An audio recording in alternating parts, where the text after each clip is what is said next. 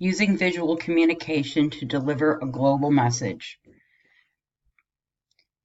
For part one of the video, we have selected to compare and contrast the United States and Australia in developing a campaign to end racism. Each of these flyers has been strategically designed to utilize the following visual communication elements: color, lines, balance, and contrast. You will note in the United States flyer, a classic icon of the United States, the Statue of Liberty, is used for identification for our culture.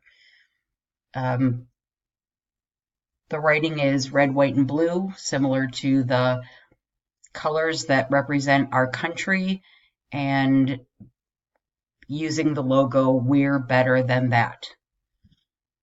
In comparison to the Australian flyer, we are also using "We are better than that," and representation of the Australian flag also in red, white, and blue, with the wording highlighted in red and blue, specifically talking about the Aboriginal and Torres Strait Islander people and the discrimination that they share.